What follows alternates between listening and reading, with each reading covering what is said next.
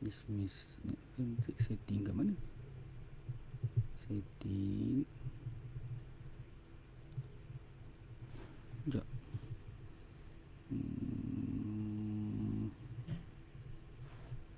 Kat mana?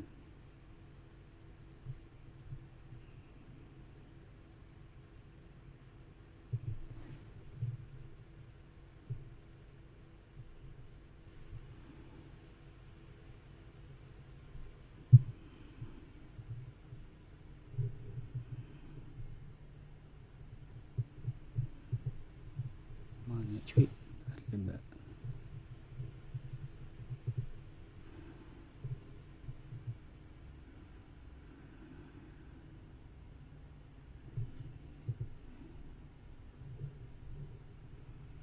Komen.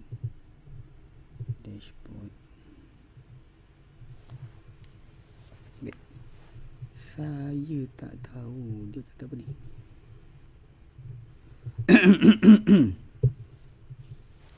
Baik. Assalamualaikum warahmatullahi. Bismillahirrahmanirrahim. Alhamdulillahirabbil alamin. Nahmaduhu wa nasta'inuhu wa nastaghfiruh. Wa na'udzu billahi min shururi anfusina wa min sayyiati a'malina. Man yahdihillahu fala mudilla lahu wa man yudlilhu fala hadiya lahu. Asyhadu an la ilaha illallah wa asyhadu anna Muhammadan abduhu wa rasuluh. Allahumma salli ala Muhammad wa ala ali Muhammad kama sallaita ala Ibrahim wa ala ali Ibrahim wa barik ala Muhammad wa ala ali Muhammad kama barakta ala Ibrahim wa ala ali Ibrahim fil alamin innaka Hamidum Majid. Rabbi shrah li sadri wa yassir li amri wahlul 'uqdatam min lisani yafqahu qawli, amma ba'd. Alhamdulillah, kita bersyukur kepada Allah Subhanahu wa taala dapat kita berkumpul pada malam ni. Seperti biasa, kerana PKP lagi masa kita online, tak dapat lagi kita nak mulakan untuk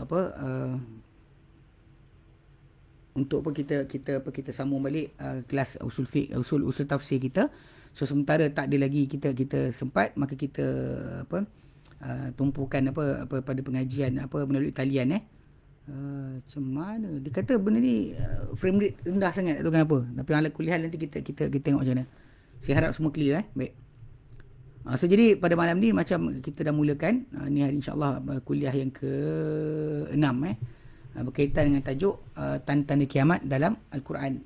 Al-Quran Karim. Kita bukan tolak hadis, tapi nak fahamkan bahawa tanda kiamat ni memang sebenarnya dalam Al-Quran Karim telah pun datang penjelasan sebagian besar daripadanya, bahkan terutama tanda-tanda yang besar bagi kiamat.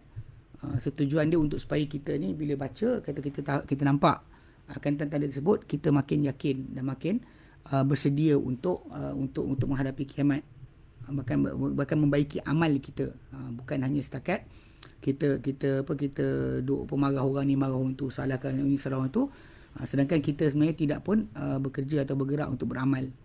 Banyak kita komplain lebih banyak daripada kita beramal.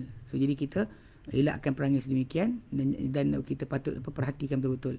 Baik, pada minggu yang lepas kita dah ambil Alhamdulillah tentang matahari terbit daripada barat. Kita nyatakan bahawa terbit matahari di barat tu adalah tanda yang apa ajaib yang besar, yang mana yang kita kata signifikan atau tajuk yang penting berkenaan dengan tanda-tanda seperti terbit matahari di barat ni atau Dajjal sendiri keluar adalah berkenaan dengan tajuk surah Al-An'am ayat 159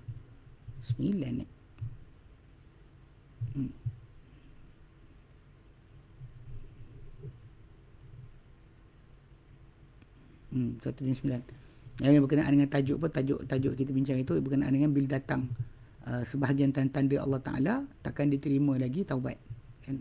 Takkan terima Islam keimanan orang yang tak beriman sebelum daripadanya. Ayat 158 orang yang tak pernah beriman sebelumnya maka takkan diterima lagi imannya, dan orang yang tak pernah dapat daripada iman dia sebarang kebaikan, sebarang amal soleh, maka dia beramal selepas pun takkan diterima daripadanya sebarang taubat. So sebab tu kita kata bila tanda-tanda ni bukan kita nak fascinate, rasa terkejut dan sebagainya, tapi sebenarnya kalau berlaku maka ia telah habislah kita punya peluang. Itu sebenarnya yang kita kena perhatikan balik. Okey, baik. Di antara tanda yang serupa dengan dia adalah yang kita bincang insya-Allah malam ni adalah khurujud dabbah, keluarnya dabbah. Okey. Okey, khurujud dabbah, keluarnya dabbah. Okey, dalil di atas keluarnya binatang. Dabbatun dia maksud dia binatang apa-apa melata. Binatang yang melata atau berjalan di atas muka bumi ini maka dipanggil dabbah. Okay, dabbatun Okey. Okey, pertama dalil mengenai tentang keluarnya dabbah atau binatang. Binatang ni, okey, keluarnya binatang yang akan merupakan tanda kiamat.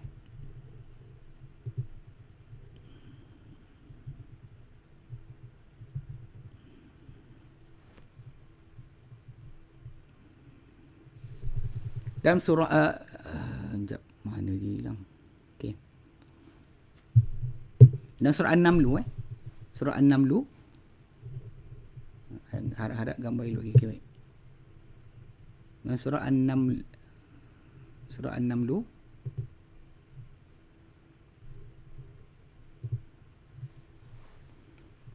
Allah Ta'ala firman,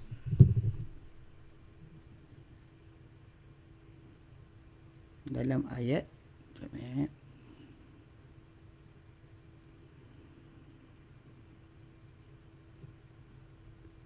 surah An-Naml ayat yang ke-82. An-Naml 82, orang nyatakan a'udzubillahi minasyaitonirrajim. Wa idza waqa'al qawlu 'alaihim, dan bila terjadi kata-kata ke atas mereka. Nanti kita masuk dalam tafsir, kita bincangkan satu persatu apa maksud berlaku kata-kata ke atas mereka.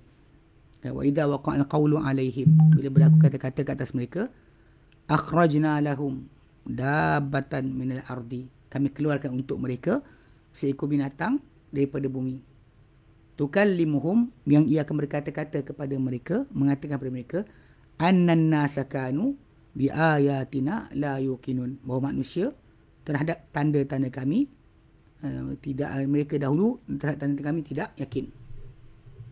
Bila berlaku ke atas mereka qaul.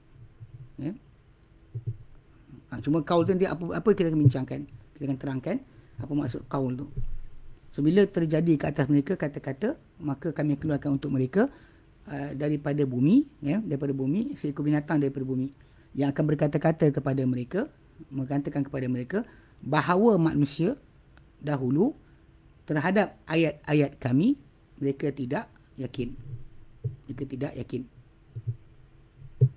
Bahawa mereka tidak yakin. Okey, mereka terhadap ayat kami tidak yakin. Okey. Surah An-Naml, saya pastekan.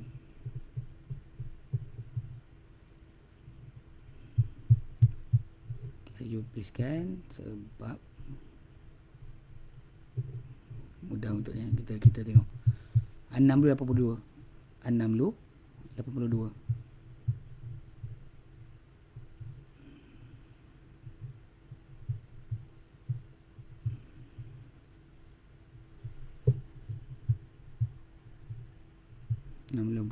Lamlu 82. Ni dia.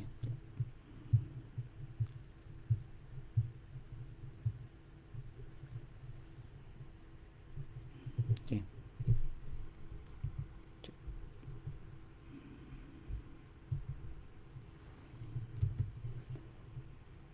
Okey, Lamlu 22. Copy. Ni.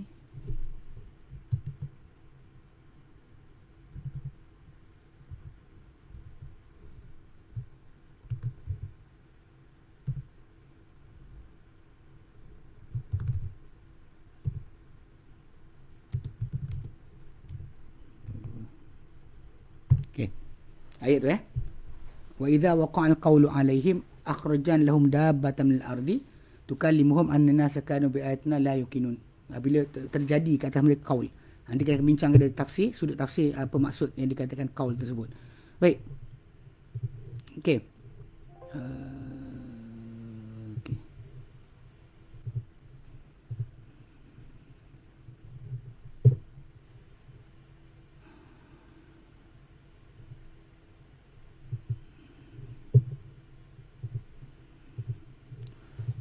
Okey, jadi ayat surah An-Naml tu itu base kepada perbincangan kita malam ni insya-Allah.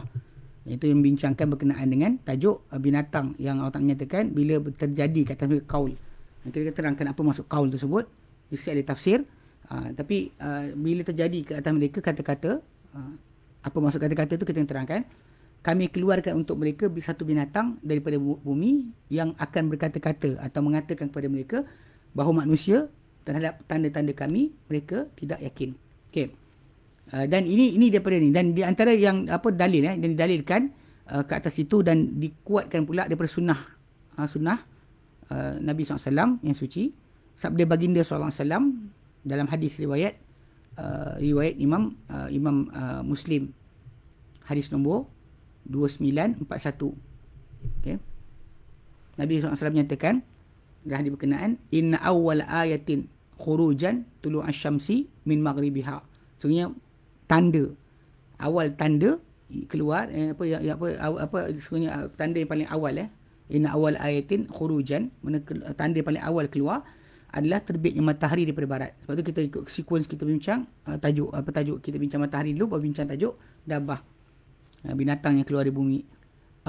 Terbit yang tanda mula sekali keluar Nabi kata adalah terbit matahari daripada barat. Wa khuruj dabbati 'ala an-nasi duha, dan keluarnya binatang kepada manusia pada waktu duha. Mana terbit matahari dari barat, kemudian pada waktu duha tu binatang keluar daripada bumi. Wa ayyuhuma kanat qabla sahibatiha fal ukhra 'ala ithriha qariba. Dan mana satu pun Nabi kata terjadi sebelum temannya. Kalau katakanlah binatang keluar dulu, matahari terbit kemudian, ataupun salah satu yang mana satu lain. Macam kita baca sini dikatakan matahari terbit dari barat dulu, kemudian baru waktu duha keluar binatang. Maka mana-mana di antara dua tanda tadi keluar, maka yang temannya akan datang sebaik saja selepas dia. Okey. So itu dalam hadis sahih Muslim, hadis nombor 2941.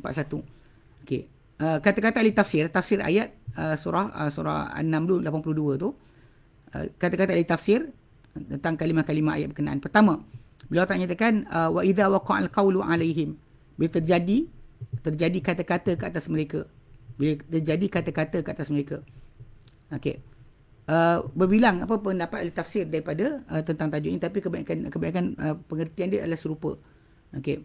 Di antaranya kata-kata Mujahid bin Jabr ada dari Ibn Abbas radhiyallahu anhu, itu idza waqa'al qawlu 'alaihim idza haqqan 'alaihimul 'adzab, bila layak ke atas mereka azab, bila azab dah patut kena pada manusia. Dan Allah Taala jadikan binatang keluarnya dabbah ni sebab manusia ni dah layak kena hukuman sisaan. Macam setiap kaum yang sebelum daripada kita, bila mana dah nak turun azab, ketika itu memang kita panggil Allah Taala jadikan alam semesta ni atau keadaan persekitaran dah luar biasa keadaan dia. Contoh macam kaum Nabi Soleh, kan dia punya kulit dia bertukar color. Daripada warna kuning jadi merah jadi sekian. Dia color dia bertukar-tukar sampai jadi hitam. Warna kulit mereka bertukar. Dan suasana berubah. So basically ketika waktu tersebut memang kita kata dah layak mereka kena azab. Layak mereka kena azab. Macam taufan Nabi Nuh kan alaihissalam bila nak keluar berlaku banjir berkenaan. Ketika tu tanda-tanda tu dah memang layak sangat mereka kena hukuman Allah Taala. Okey, berkata Qatadah bin Da'amah As-Sadusi. Ya, Mujahid bin Jabr, Qatadah bin Da'amah As-Sadusi, anak murid Ibnu Mas'ud radhiyallahu anhu, Ibnu Abbas, dia kata apa? Idza waqa'al qawlu alaihim, bila terjadi kata-kata ke atas mereka, bila wajib kemurkaan atas mereka. Idza wajaba al-ghadabu alaihim, bila wajib kemurkaan ke atas mereka. Berkata Ibnu Jurayj salah seorang ulama tabi'in dia rujukan, bahkan banyak fatwa mazhab Syafi'i ambil daripada dia, Ibnu Jurayj. Dia kata wa idzal waqa'al qawlu alaihim, bila terjadi kata-kata ke atas mereka, itu kata-kata kebenaran, kata-kata hak. Zamakhsyari dan ikuti oleh Ar-Razi. Itu dikata bila terhasil bila waqa'al qawlu alaihim, itu maksudnya terhasil apa dijanjikan terhadap mereka daripada maksudnya perkara awal bagi kiamat, dan munculnya tanda-tandanya bila terhasil apa dijanjikan. Dan maka ketika tu dah nampak ada tanda-tanda kiamat, maka Allah keluarkan kepada mereka binatang. Okey. Kata-kata ahli tafsir yang kita sebutkan tadi kan, Mujahid punya kata-kata ke, Qatadah bin Da'amah ke, Ibnu Jurayj dan juga Zamakhsyari dan juga Ar-Razi, ya. Semua mereka ni, kata-kata mereka ni hampir serupa sebenarnya. Okay. Makna dia adalah wallahu a'lam, Ta'ala lebih mengetahui. Maksud dia bila layak dan wajib kemurkaan Allah ke atas mereka, dan juga dan turunnya azab kepada mereka pada hari kiamat, Allah Ta'ala keluarkan untuk mereka seekor binatang untuk petunjuk di atas perkara itu. Maksudnya bila binatang tu keluar bukan untuk berdakwah dah, tapi binatang tu keluar untuk memberikan amaran sahaja. Katakan dah selesai dah. So orang akan putus asa dah lah. Nampak binatang tu keluar dan bercakap, manusia akan putus asa. Okay, makna dia bila kemudian kedua makna kami keluarkan untuk mereka dabah minal ardi. Kami keluarkan untuk mereka dabatun minal ard. Ad-dabah dabatun. Dal alif ba ta marbutah. Ia adalah nama bagi semua benda yang berjalan di atas bumi dan apa melata, merangkak di atasnya, daripada benda-benda yang punya roh. Kalau melata macam pokok, tak dipanggil dabah. Okay, tak kira memayis ke tak memayis. Boleh beza baik buruk ke atau tak boleh beza baik buruk. Tak kisah mana satu. Okay. Dan ini merangkumi sebenarnya kalau kan manusia, haiwan, burung dan ada sebagian para ulama tambah jin bersama. Anything yang bergerak melata di muka bumi, anything yang merangkak di muka bumi, anything yang bergerak di muka bumi, jalan ke, semua sekali dikira sebagai dabah. Cuma itu pada sudut masalah bahasa. Kadang-kadang kita bahasa ni kena perhatikan balik. Kadang-kadang ada istilah bahasa ni dia merujuk kepada panggil logik. Macam di sisi ilmu mantik kan, dia kata al-insanu hayawanun natiq. Manusia ni adalah binatang yang berkata-kata. Tapi benda yang disebut oleh mereka ni ahli mantik ni atau ahli kalam tidak benar berdasar pada hadis Nabi SAW. Sebab ketika penciptaan Adam AS terjadi, Allah Ta'ala ciptakan Adam AS dari tanah, dan sebelum ditiupkan roh ke dalamnya, para malaikat sebenarnya rasa pelik dengan kejadian Adam. Kalau benda tu biasa, macam dia manusia is the same as apa-apa makhluk yang lain sebelum tu. Kan? Kita dan binatang semua satu umat. Kan, binatang pun umat. Tapi dalam masa sama penciptaan kita berbeza. Allah Ta'ala beri pada kita keistimewaan yang lain, yang menjadikan kita ni unik dan dimuliakan pula, bahkan diangkat. Allah Ta'ala muliakan kita. So tak boleh kita kata manusia ni haiwan. Haiwan, manusia. Kalau kita ni haiwan, dia orang panggil kita haiwan, kita marah lah. Binatang kan. Orang kata kita, binatang. Orang senyum lah. So binatang ni pada konsep yang ada pada kita, dia tak ada akal. Dia boleh ada kepandaian ke, guna barang-barang ke, pandai ini, pandai itu. Tapi tidak sama sekali kita kata binatang itu manusia, manusia itu binatang. Bahkan bila orang tu buat jahat kan, kita sifat kebinatangan. Why? Kenapa kita gunakan istilah sebut? Sebab bagi kita benda berkenaan. Dan bukan hanya kita berkata-kata saja menjadikan kita berbeza. Bukan berkata-kata saja menjadikan kita berbeza. Hatta apa yang Allah anugerah pada kita daripada sudut improvisation, memperbagaikan ataupun menambah baik apa-apa yang kita dah ada, itu adalah di antara kelebihan manusia yang tidak ada pada binatang. tidak ada pada haiwan. Itu patut kita faham. Saya ingat apa ni Tyson deGrasse. Neil Tyson deGrasse. Dia ni kira terkenal sebagai orang yang menyebabkan Pluto bukan lagi planet. Pluto hilang kedudukan daripada sebagai planet sebab dia. Sebab dia pergi keluarkan penjelasan dan sebagainya yang katakan bahawa Pluto bukan planet, dan sekarang dipakai. Kata-kata dia dipakai oleh, boleh katakan semua pakar astronomi sebagainya terima. Dia buktikan bahawa planet bukan Pluto bukan planet. Tapi cerita kelakar dia tahu. Dia ni dia tak setuju dengan geng-geng evolusi yang katakan manusia ni pada beruk, monyet dan sebagainya kan. Sama je, tak ada beza kan. Primate dia panggil. Manusia pun primate juga. Pasal bagi ahli arkeologi, bukan dia yang mana yang sibuk kaitkan ahli ilmu alam yang kaitkan manusia dengan binatang sebagainya, mereka sibuk nak kata bahawa kita dengan binatang ni ada 99%, 1% je beza. Kita ada common 99% kepersamaan, 1% je tak serupa. Jadi bila cakap yang tu, jadi diorang pun macam gunakan argument tu, kata kita dengan beruk 99 persamaan, satu tak serupa. So kenapa kita rasa kita baik, kita bagus? Jadi Tyson deGrasse kata kita ni manusia, kalau kita cakap macam tu, problem kita adalah 1% yang kita ada beza dengan monyet. Kita buat benda-benda ni, buat kipas, buat komputer, buat sekian, semua sekali kita buat. Monyet yang serupa 99% serupa kita tak buat apa pun. Tak ada buat community ke, tak ada buat apa, tak ada. Kat situ patut kita faham tak keserupaan tadi pada masalah contoh macam bentuk tubuh ke sebagainya tidak menjadikan kita boleh kata saya dengan dia adik-beradik. Ini masalah ni. Kena perhatikan balik. Sebab tu dia kata manusia ni dikatakan binatang juga kan. So jaga sikit lah pasal bimbang kita termasuk dalam falsafah, dan last sekali kita manusia haiwan bercakap-cakap, berkata-kata. Itu bukan yang diajarkan oleh Nabi SAW. Sebab ketika penciptaan Adam AS, memang para malaikat pun terpegun. Apa benda yang jadi ni. Itu menunjukkan penciptaan kita tak sama seperti yang lain.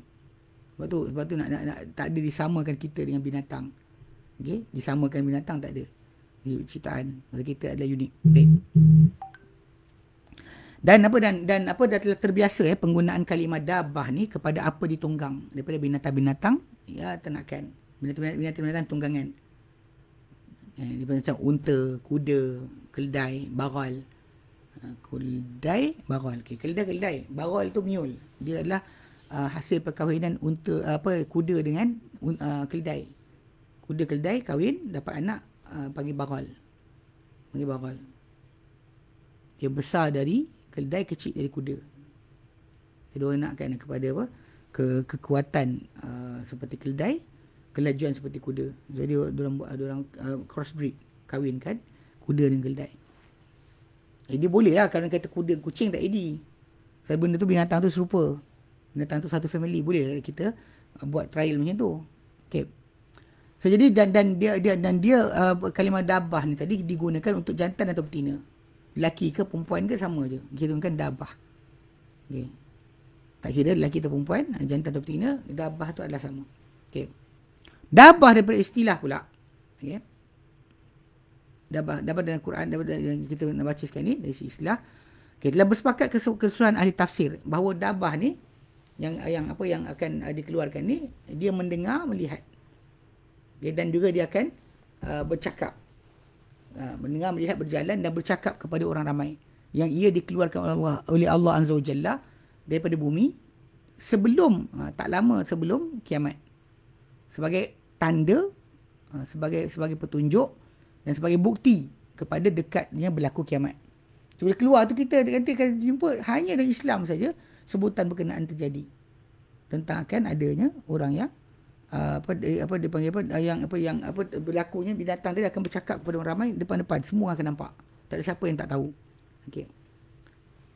Dan ini adalah perkara yang mencari adat. Nanti insya-Allah kita bincangkan hujung bincang kita. Tapi para ulama tafsir mereka bercanggah pendapat mengenai banyak perkara tentang keadaan dabah tadi. Kita tahu dabah tadi Allah akan keluarkan dabah tu binatang. Apa benda binatang tadi kita tahu. Okey. Maksudnya ada dia bercanggah pendapat di tafsir tentang itu. Dan jadi persoalan dia tentang binatang tu, apa binatang tu? Okey, apakah dia binatang berkenaan?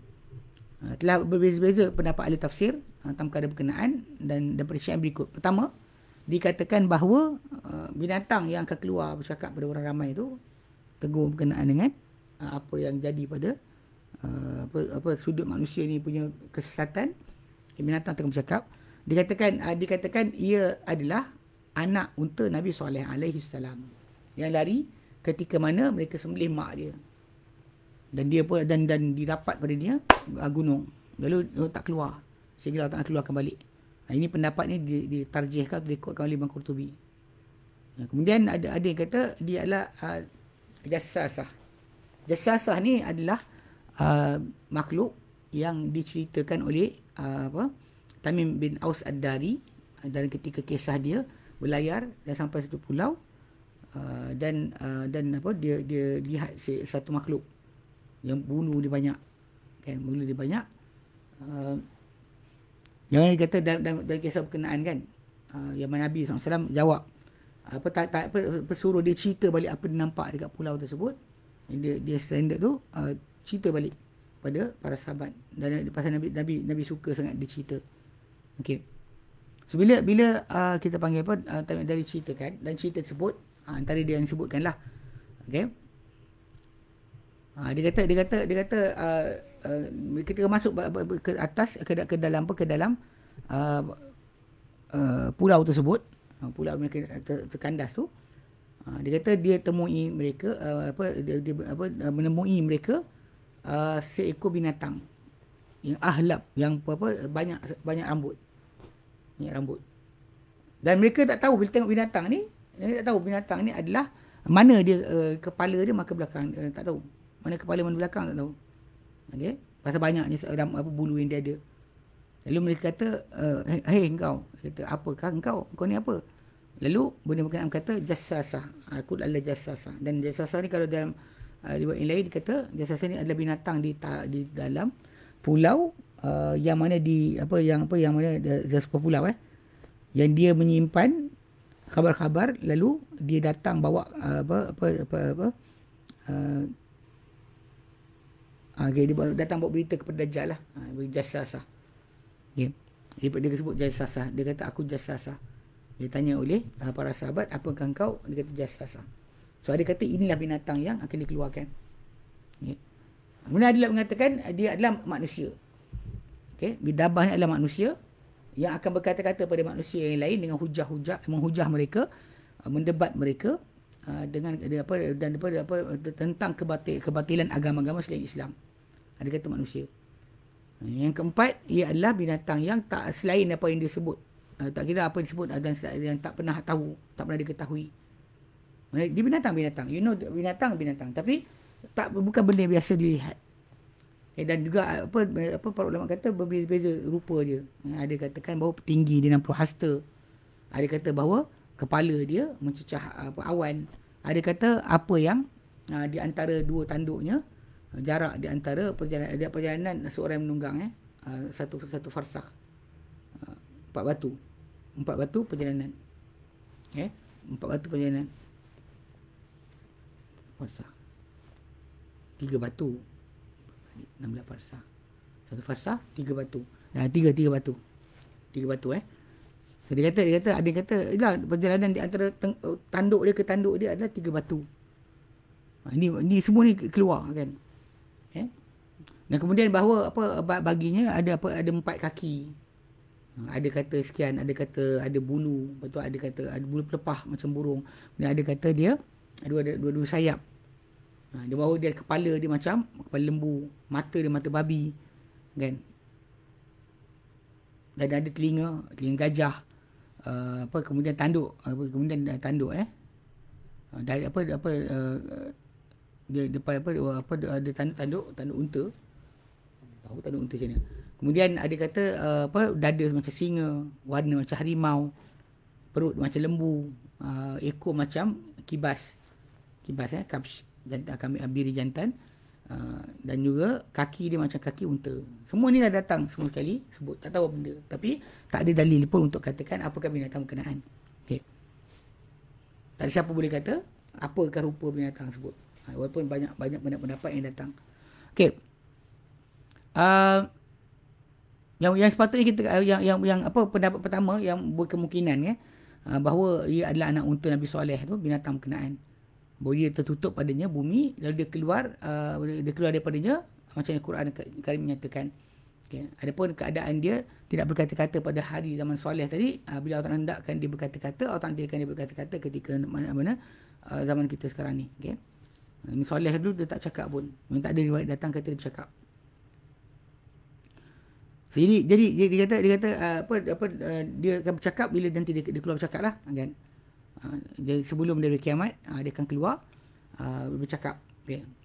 Bila Allah Ta'ala inginkan dia bercakap. Dia akan bercakap sebab dia pandai, tapi dia bercakap kerana Allah Ta'ala nak dia bercakap. Okay.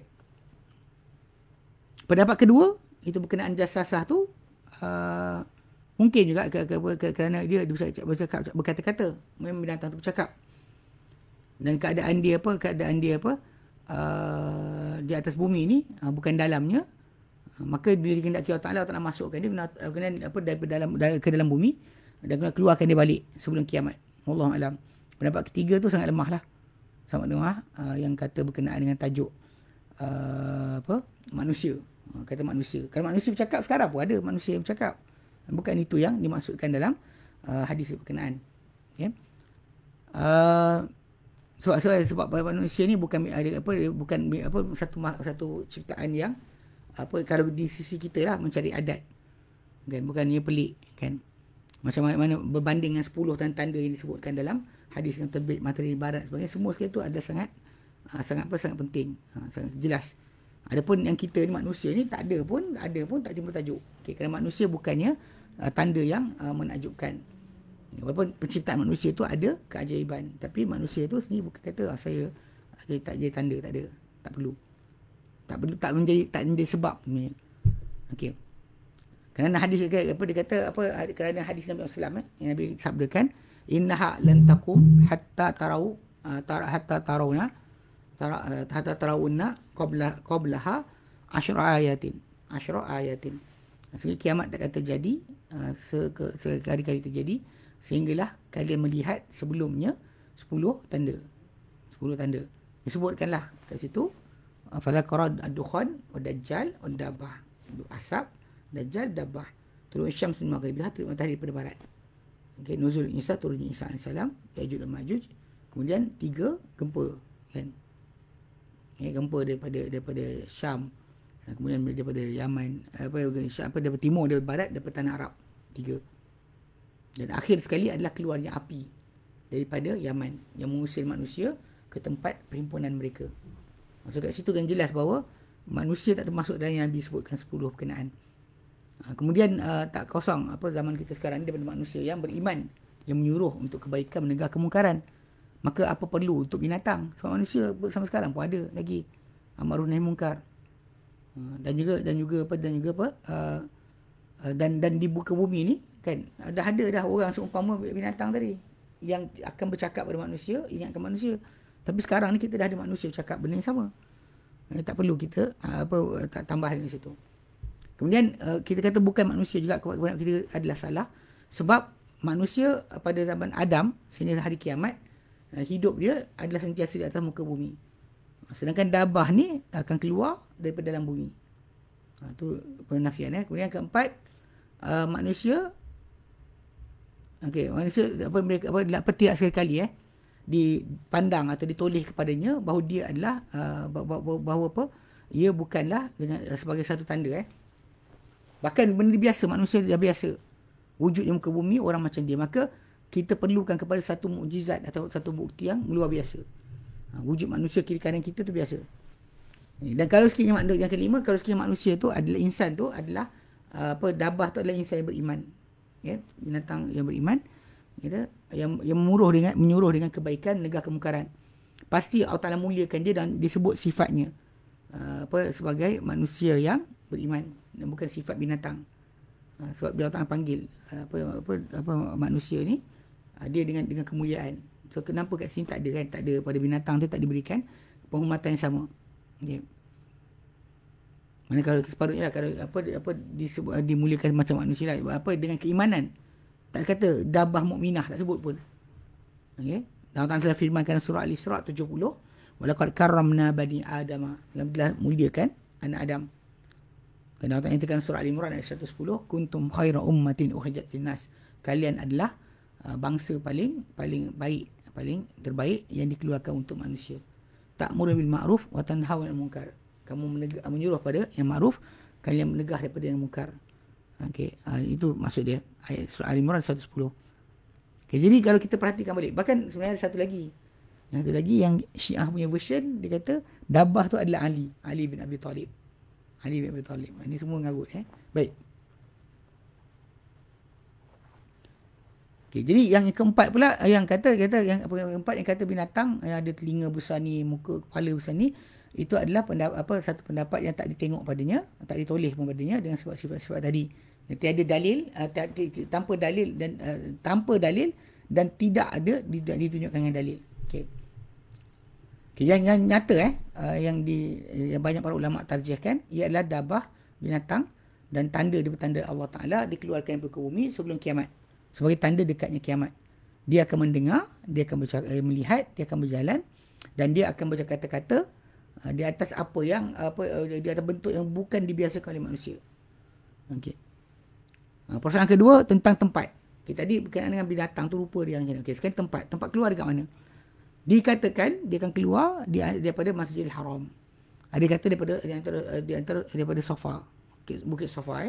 Dan ada yang kata daripada pegunungan Ajiyad dekat Mekah tu.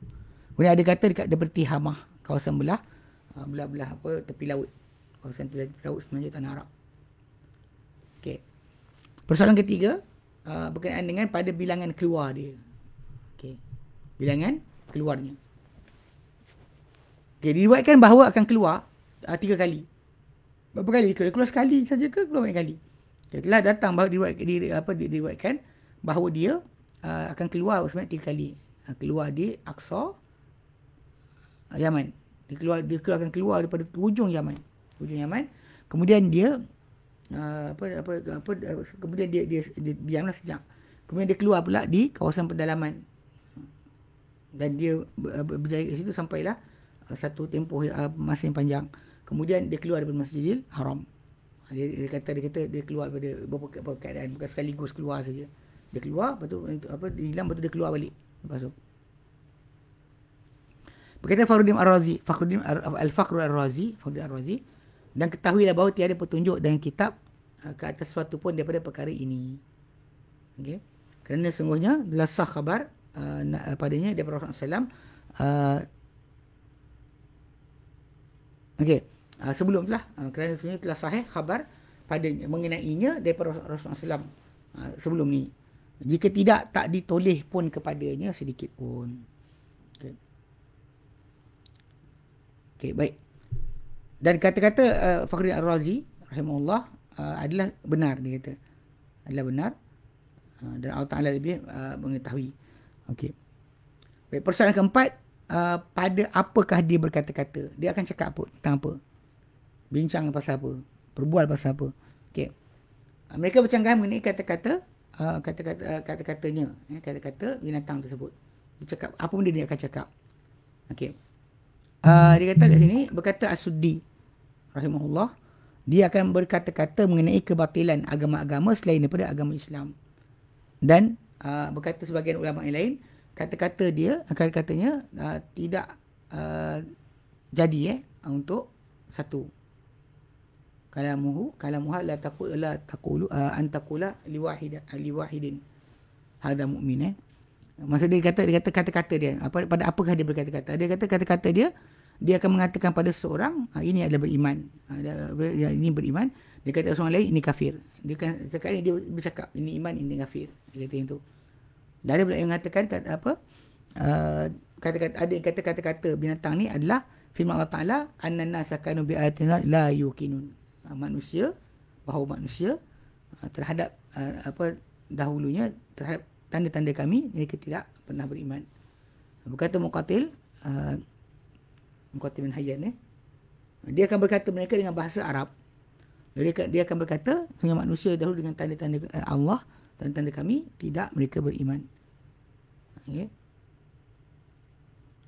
Dan memberitahu manusia orang ramai bahawa penduduk Mekah tidak beriman Quran dan juga kebangkitan. Dia akan datang, dia akan cakap itu. Okey. Okey, kemudian dikatakan juga yang rajihnya adalah apa disebut bahawa dia macam Al-Quran lah. Bahawa dikatakan bahawa dia cakap. Tapi bahasa apa Allah alam kan. Kita tahu bahawa penyandaran dia berkata-kata tadi dengan apa yang disebutkan, isi kandungan kata-kata dia ada. Tapi masalah apa dia cakap bahasa Arab ke tidak, benda tu dipercanggah oleh para ulama. Okay? Dan bahawa agama Islam ni ada kebenaran dan selainnya adalah batil. Daripada dan pintu taubat telah pun tertutup dengan keluarnya binatang ini. So keluar binatang ni tidak lagi diterima taubat. Okey. Ciri-ciri ataupun kondisi yang ada pada dalam Al-Quran Karim tentang perbincangan tentang dabah ni. Allah Ta'ala nyatakan dalam surah An-Naml 80-83. Kita ambil Allah Ta'ala nyatakan a'udzubillahi minasyaitonirrajim. 80-83. Yang kita pastekan 82 saja. Okay, tapi sebelum satu ayat, selepas satu ayat. Ini cara betul untuk kita belajar tafsir. Ya. Dia kata kat sini, berfirman Allah Ta'ala, innaka la tusmi'ul mauta wa la tusmi'us summa du'a idza ma wa idza wallau mudbirin wa ma anta bihadil umyi an dalalatihim. Ya. Bihadil umyi an dalalatihim in tusmi'u illa man yu'minu bi ayatina fahum muslimun. Wa idza waqa'a al-qawlu 'alaihim akhrajna lahum dabatan minal ardi tukallimuhum an-nasa kanu bi ayatina la yuqinun. Wa yawma nahsyuru min kulli ummatin faujan mimman yukadzibu bi ayatina fahum yuzaun. Ya. 60 80 83. Okey. Dia kata ini bila diperhatikan Anda perhatikan dan teliti dan tadabbur ayat Quran yang mulia, kita pasti akan dapati ia berbincangkan tentang tiga suasana, tiga keadaan. Keadaan pertama adalah keadaan pertama, tiga keadaan tiga penyaksian. Bila kita baca itu, kita akan dapat tiga fenomena, tiga kejadian atau perkara. Pertama sekali telah menegaskan Allah Subhanahu Wa Taala dalam dua ayat yang awal bahawa Muhammad SAW walau apa baginda kerahkan daripada usaha dan dakwah mereka, melainkan bahawa dia takkan boleh mendengarkan orang-orang kafir. Ya. Pendengaran yang tak boleh kecuali dia takkan mendengar kepada orang kafir. Tak boleh mendengar kepada orang kafir. Pasal tajuk dia relate kepada tentang bukti Nabi SAW. So Allah Ta'ala kata, innaka, engkau hai Muhammad, la tusmi'ul mauta, engkau tak boleh memperdengarkan kepada yang sesuatu yang telah mati. Orang mati kamu tak dengarkan. Wala tusmi'us summad du'a, engkau tak dengarkan orang yang pekak akan seruan. Idza wallau mudbir, bila mereka berpaling ke belakang, kamu tak dipanggil. Jadi Allah Ta'ala nyatakan dalam dua ayat tadi bahawa Nabi SAW, walau apa usaha Nabi buat, usaha dia dakwah, baginda tak boleh memperdengarkan orang kafir. Pendengaran pendengaran orang yang orang yang berfikir, pendengaran orang yang berakal atau mentadabbur atau mengambil pengajaran. Pasal dengar tu dengar, tapi pendengaran yang ada faedah. Pada orang kafir tadi, Nabi Muhammad tak boleh buat apa. Macam kadang-kadang kita ada kata kalau kita ada ayat penerang hati. Bismillah. Maksud dia kalau kita ada ilmu A atau B atau C, amal ayat sekian, kita boleh attract orang untuk dengar cerita kita. Macam yang style ni, style law of attraction. Law of attraction. Kemudian kalau kita gunakan minda kita akan dapat panggil orang. Orang tu akan pandang kita. Ini benda ni fahaman macam tu. Sedangkan kita tengok Nabi ni manusia paling baik kan. Maka sokongan daripada Allah Ta'ala beri pada dia. Tapi dalam masa sama, Nabi SAW tak boleh buat apa saja untuk jadikan orang tu dengar dalam keadaan untuk beriman. Dengar tapi dia tak pernah masuk dalam. Kerana mereka ni orang-orang kafir ni, orang-orang yang musyrik yang Nabi jumpa, mereka seperti orang mati pada pengabaian mereka terhadap akal mereka yang mereka ada. Okey. Dia macam apa? Dia macam orang pekak bila dalam mengabaikan pendengaran mereka. Macam orang buta dalam pengabaian mereka terhadap mata mereka. Dan mereka dengan sebab itu memperwalikan, dengan sebab itu mereka berpatah balik. undur balik ke belakang. Okay? Dengan sebab kebatilan mereka yang berterusan dan pelampauan mereka dan kesesatan mereka dan penolakan mereka terhadap Rasul, terhadap ayat-ayat Allah. Itulah, dan pada ketika itu tak bermanfaatlah kan iman, demi kerana telah ditutup pintu taubat. Okey. Baik. Okey, itu pertama. Yang kedua, sesuai bahawa dengan tanda Allah Taala dekatnya azab mereka di kiamat. Allah Taala keluarkan satu binatang sebagai tanda kiamat, sebagai tanda dan alamat dekatnya kiamat, dan mencerita pada orang kafir mereka dahulu tidak beriman dan tak pernah yakin dengan tanda-tanda Allah Taala. Maksud dia waktu tersebut datang dah. Untuk dah ingatkan orang kafir yang tak pernah beriman, bahawa pintu taubat telah tertutup.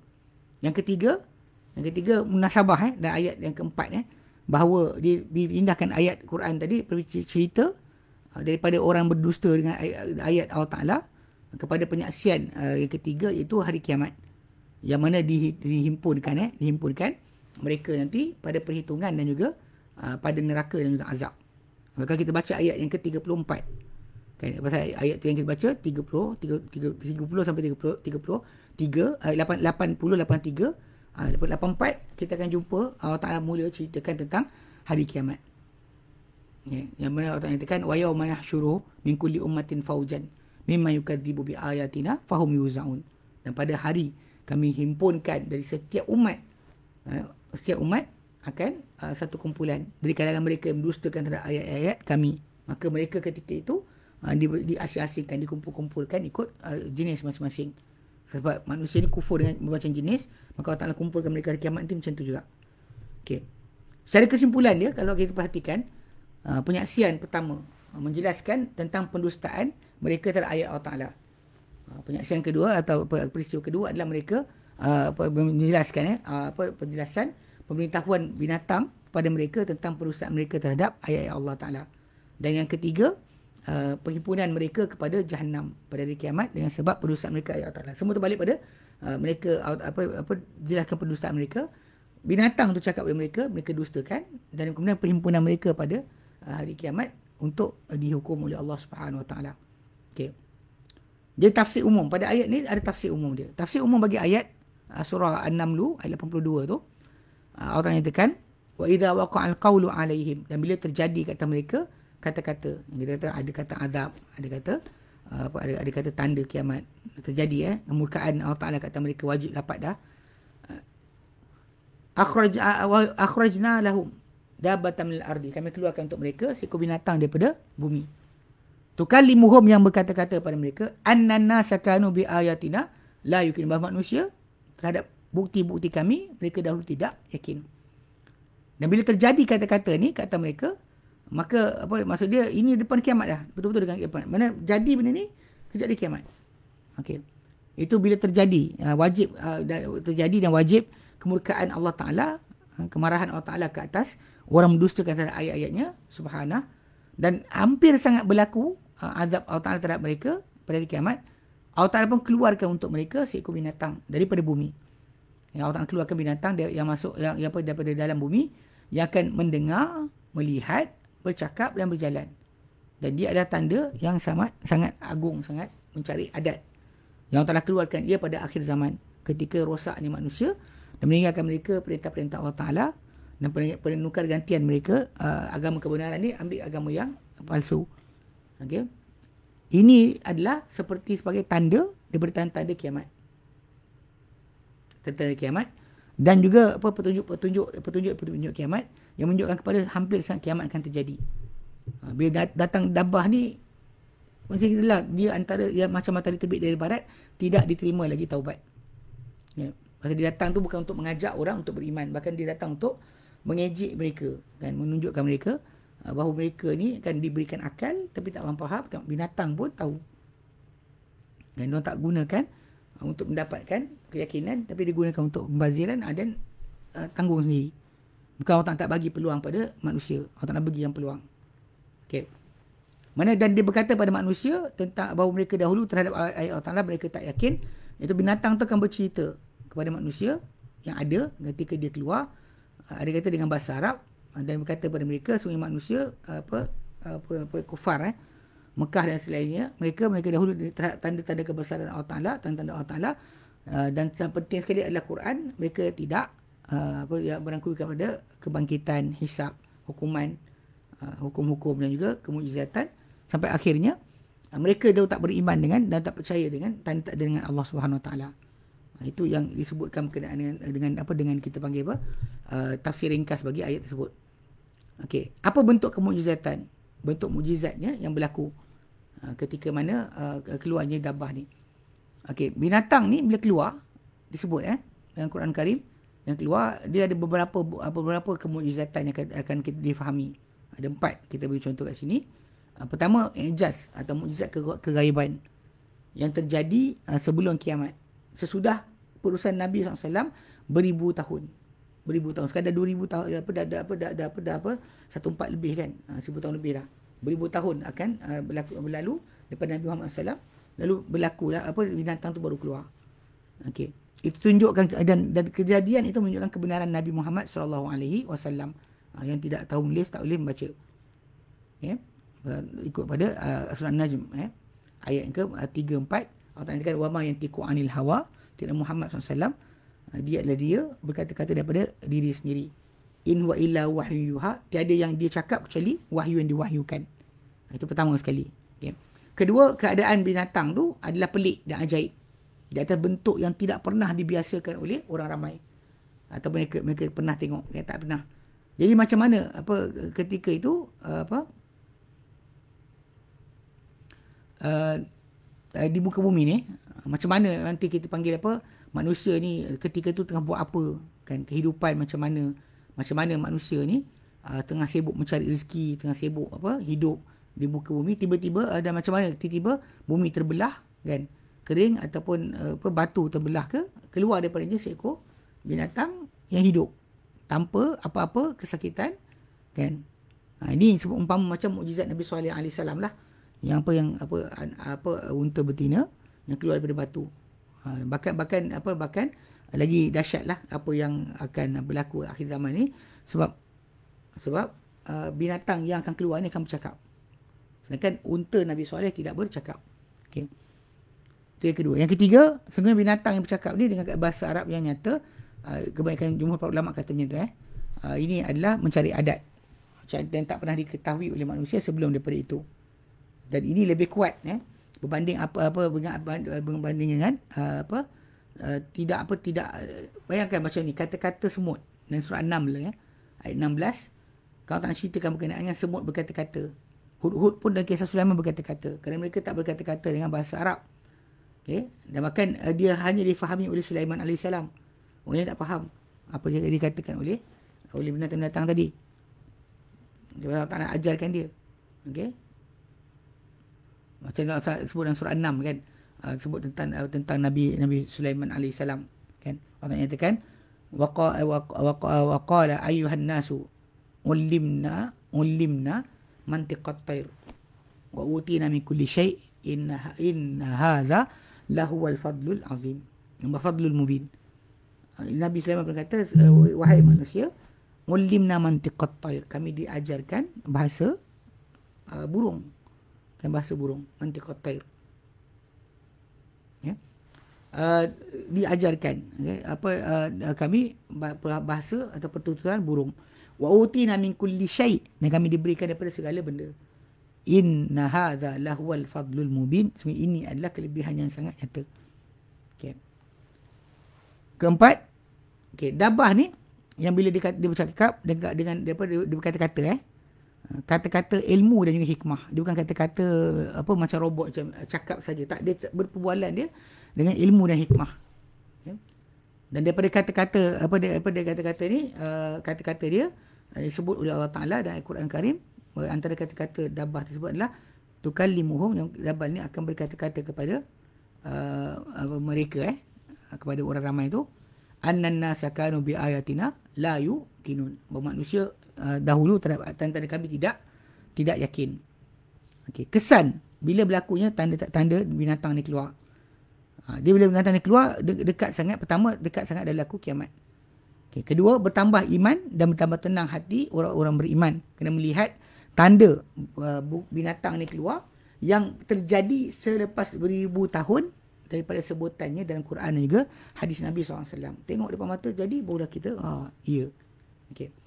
Ketiga, akan zuhudlah orang-orang beriman pada dunia. Sebab tengok benda tu, maka ditinggalkanlah apa segala benda duniawi. So dah dekat sangat dengan kiamat, maka orang pun akan sibuk dengan amal ibadat. Okay. Dan marah kepada mereka ni kepada ketaatan kepada Allah Ta'ala yang dekat sangat kiamat. Okay. Yang keempat, yang terakhir, tertutupnya pintu taubat di hadapan orang kafir. Macam ayat kita Nabi sebut dalam hadis Nabi, ayat yang kita bincangkan, ayat 158 surah Al-An'am. Pasal tak sebut dalam tu apa ayat, tapi Nabi sebutkan. Nabi kata dalam Sahih Muslim, hadis nombor 158. Nabi kata apa? Salasun, 3 benda. Ada 3 benda. Idza kharajna, bila 3 benda ni keluar, la yanfa'u nafsan imanuha, takkan bermanfaat satu jiwa tu keimanannya. Lam takun amanat min qablu, yang tak pernah beriman sebelum dari itu. Au kasabat fi imaniha khaira, atau perolehi pada imannya sebarang kebaikan. Ni, apa 3 benda sebut? Nabi kata, tulu'u syamsi min maghribiha, terbit matahari pada baratnya. Wad dajjal, dajjal. Wad dabatul ardi, juga binatang bumi.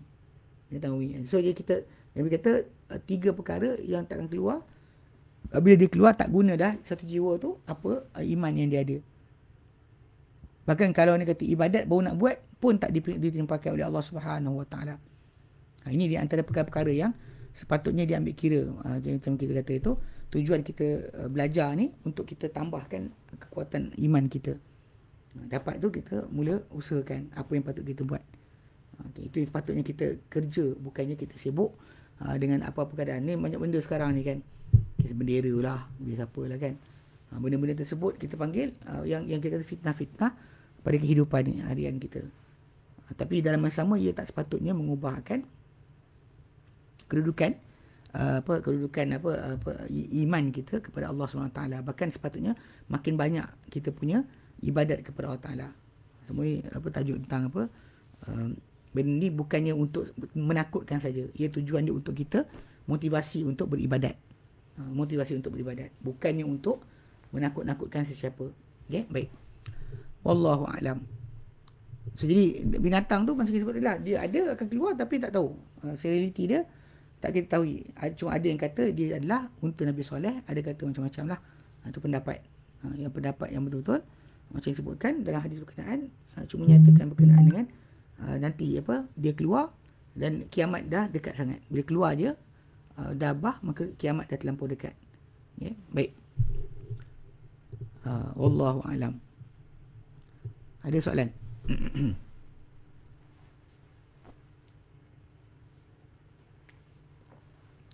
Tahu harap tembus. Pasal kalau anda kata tak tembus kan masalah juga. Ada tak sebarang soalan tentang binatang ni ke? Binatang korban, tak tahu juga. Pasal semalam pun hari tu pun kita bincang-bincang, last sekali ujung-ujung bincang bab korban. Bincang bab korban, bukan bincang bab tanda kiamat.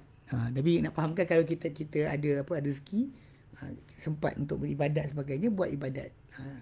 Korban di antaranya patut kita buat lah. Pada insya-Allah nanti lagi berapa minggu kita akan masuk kepada Zulhijjah. Kita akan sepatutnya bersiap sedia untuk 10 awal Zulhijjah. 10 awal Zulhijjah actually macam kita terangkan, dia adalah waktu musim ibadat yang Allah Ta'ala galakkan kita beribadat. Yang tak sepatutnya kita ni neglect. Kita ada 10 akhir Ramadan, kita ada 10 awal Zulhijjah. So bila datang tentang tajuk kiamat ni, kita patut buat kerja sekarang, bukan tunggu besok lusa. Kena ada daripada kita inisiatif untuk beramal. Jangan kita sibukkan diri kita dengan benda-benda lain. Tekanan jiwa, betul, saya faham kan, banyak orang kata tekanan hidup dan sebagainya, tapi Allah Ta'ala takkan kenakan kita sebarang ujian kecuali dengan tujuan yang tersendiri, yang Allah Ta'ala tahu kenapa diberi kepada kita ujian berkenaan. So jangan kita lupa, Allah Ta'ala bagi kepada kita agama untuk panduan kita. Dan memang kalaulah kita kata bahawa depression ataupun anxiety ke apa sebagainya berlaku sebab kerana manusia ni ada masalah jiwa, dan Islam datang untuk membaiki jiwa lebih daripada masalah luaran. Apa dalam hati kita tu, itu yang lebih Allah Ta'ala tumpukan untuk kita baiki berbanding dengan luaran kita. Luaran kita ni satu bahagian, tapi yang dalaman kita itulah yang paling dahsyat. Sebab tu kadang-kadang bila saya sebut kan, kita asatizah bukan nak ambil kerja psikiatris. Alhamdulillah di Malaysia pakar sakit jiwa ke pakar apa psikiatris ni bukan kita seronok dia tak laku, tapi tak laku sebab apa? Sebab kita ada agama. Kalau dia duduk dengan orang-orang yang tak ada agama, ya dia akan dapat tempat yang banyak. Tapi kalau dia duduk dengan kita umat Islam, maka tidak adalah sebarang kita panggil apa kedudukan yang boleh macam cakap ada diorang kata orang Islam ni denial, orang Melayu ni denial, tak nak jumpa psikiatris sebagainya. Di barat tak ada agama, ya boleh masuk. Kita ada agama, kita ada tempat rayuan kita tahu matlamat hidup kita. So jadi bila kita tahu semua sekali yang Allah Ta'ala aturkan, insya-Allah kita akan kurang tekanan jiwa berbanding dengan orang yang tak tahu. Okey, baik. Wallahu a'lam. Kita berhenti sini insya-Allah. Nanti kita sambung kemudian. So tajuk dabah ni tak ada apa kita panggil apa, tak ada banyak sangat panggil apa benda-benda luar biasa untuk dibahaskan. Cuma pasal memang semua orang tahu dabah ni keluar. Quran kata dia akan keluar, dia akan keluar. Tapi masalah keluarnya dabah ni tadi, macam kita sebutkan, macam matahari terbit di barat, kebetulan baru ni kan ada kisah. Dabah ni Allah Alam lah, ada orang baca lain, dia tak tahu. Tapi pada sudut asal, memang yang Nabi sebutkan, dan Quran sebutkan, ia tanda-tanda besar. Tanda-tanda besar, kalau jadi nanti, antara yang kuat tajuk dia adalah taubat tidak diterima lagi. Taubat tidak diterima lagi. Okay, baik. Okay, wallahu a'lam. Ada soalan?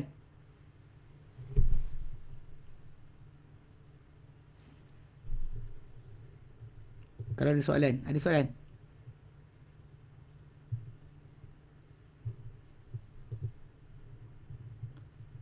Tak ada, alhamdulillah. Okay. Kalau tak ada, kita berhenti sini. InsyaAllah kita sambung nanti. Last sekali, dukhan insyaAllah. Dukhan ni mungkin panjang sikit cerita sebab banyak kali berlaku dukhan jerebu di Malaysia. Ada orang sangka itulah dukhan yang dimaksudkan dalam oleh Al-Quran, oleh hadis Nabi dan Al-Quran, kata dukhan asap, keluarnya asap, lalu orang ingat itulah asap yang dimaksudkan. Tapi dah terjadi berkali-kali, last kali orang pun lari daripada menganggap asap jerebu sebagai asap yang tanda kiamat yang disebut dalam Al-Quran. So jadi insyaAllah kita akan bincang nanti tentang perkara berkenaan. Baik. Wallah, okay. Ustaz, tanda-tanda dabah tu akan keluar esok ada tak? Tanda-tanda dabah akan keluar ada tak? Tak ada. Sebab dabah ni dia beriringan dengan matahari terbit dari barat. Matahari terbit dari barat kan? Dia beriringan ikut hadis Nabi tadi. Kalau matahari terbit dari barat, selepas tu dabah. Kalau dabah, lepas matahari terbit dari barat. Dia sebenarnya datang sekaligus, serentak. Dia datang serentak. Tak lama. Kalau datang ni. Pasal ketika tu taubat tak diterima dah. Datang saja salah satu di antara tanda-tanda berkenaan, taubat tidak diterima lagi. Ini benda yang sangat-sangat penting yang kita kena ambil faham. Sebab bila kita bincang tanda-tanda ni, dia tak boleh lagi dah reverse. So dia dabah keluar, apa tanda tak ada. Apa tanda dabah akan keluar tak ada. Pasal benda tu mengejut. Akan jadi mengejut. Macam yang matahari terbit dari barat. Tak ada orang kata apa bila Mekah akan jadi macam ni, bila Mekah itu barulah akan kesekian, tak ada. Memang cara kita kata Nabi SAW khabar kepada kita suruh buat persiapan. Bukannya kita cari tanda. Cari tanda tak guna pun. Tanda tadi kalau kita tunggu, tak guna tanpa amal. Sebab mengetahui dabah keluar lagi 3 hari ke, lagi 5 hari ke, kalau kita duduk diam je, tak beribadat, tak kejar redha Allah Ta'ala, tak dapat apa juga. Dia bernilainya pengetahuan tadi kalau ada amal. Kalau amal tak ada, daripada pengetahuan tadi tak ada sebarang amal. Dia buat apa nak tahu? Kalau dalam konsep barat, knowledge actually pengetahuan je cukup for the sake of knowledge. Dalam Islam tak, for the sake of amal. Mana kita belajar ilmu bila ia ada amal. Kalau tak ada amal, tak payah belajar. Tak perlu belajar kalau tak ada amal. Sebab kita belajar untuk beramal. So ilmu tadi tanpa amal seperti pokok tak ada buah, kan? Tak ada buah. Seperti awan tanpa hujan. So ilmu tu kena ada amal. So kalau anda kata pengetahuan tu tak ada sebarang amalan, then let go, tinggalkan. Okay, baik. Jadi kita berhenti sini. Ustaz, aku nak berhenti tiba ada soalan. Salam Ustaz, jika taubat sudah tak diterima, adakah umat Islam akan stop istighfar? Kan? Siapa yang memang pernah sebelum daripada berlaku, contoh kerana sekarang kita ni rajin solat sunat, rajin bersedekah, rajin beribadat. Kalaulah matahari terbit dari barat, kalau kita masih lagi buat sekarang, terbit dari barat, kita boleh berterusan lagi. Siapa yang tak pernah buat sebelum tu, contoh macam tak pernah solat sebelum matahari terbit dari barat, terbit dari barat baru solat, tak guna. Siapa yang tak pernah bersedekah, sedekah tak pernah, tiba satu hari nampak terbit barat baru nak sedekah, tak guna. Meaning that kalau kita tak biasa dari sekarang kan, istiqamah dari segi amal. Lepas tu Nabi kata dalam hadis yang sahih, Nabi kata apa? Nabi kata in ahabbul a'mal illallah adwamuha wa in qalla. Amalan paling suka isi Allah Ta'ala adalah paling berterusan sekalipun sedikit. Dekat situ kita dapat faham bahawa kalau kita buat benda sikit pun, kita berterusan, matahari terbit dari barat pun, kita boleh buat lagi. Tapi kalau kita baru nak istighfar bila matahari terbit dari barat, dan tak gunalah. Faham tak? Sebab tak ada guna. Bahkan hati manusia daripada matahari terbit dari barat akan disil. Kalau ada iman, imanlah kekal tu. Kalau dia kata dia nifak, nifaklah kekal tu. Kalau dia kufur, kufurlah. Tak ada tambahan baru. Okay?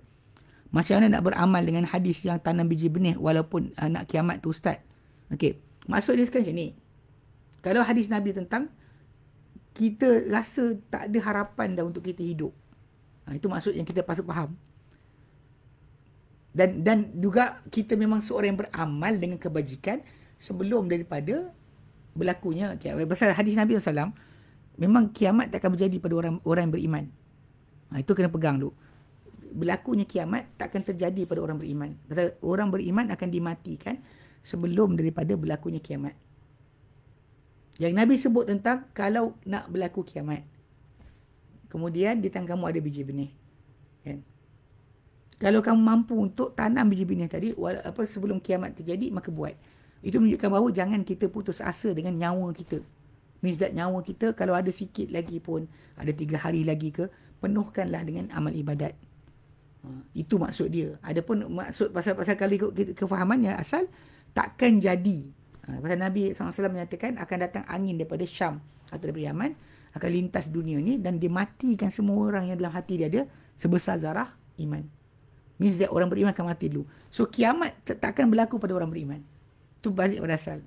Kiamat, musnah alam ni takkan terjadi pada orang yang beriman. Jangan jadi pada orang-orang yang kafir sahaja. So sudut tu kena faham. Jadi maksud hadis Nabi tadi bukan maksud dia kita kena buat amal juga. Pasal orang yang memang dah beramal sebelum daripada terbit matahari dari barat, keluarnya Dajjal ataupun keluar Dabbah, orang-orang ni yang pernah beramal sekarang. Macam kita datang kelas, kita sentiasa atas dasar iman, kita beramal dengan belajar. So kalau matahari terbit dari barat esok pun, kita masih boleh terus ibadat. Sebab kita dah buat sebelum daripada matahari terbit dari barat. Tapi kalau kita baru besok nak belajar, dia tak ada. Itu maksud dia. Kalau besok baru nak belajar, tak guna. Kalau kita memang tengah belajar dan terus belajar, insya-Allah Ta'ala akan terima.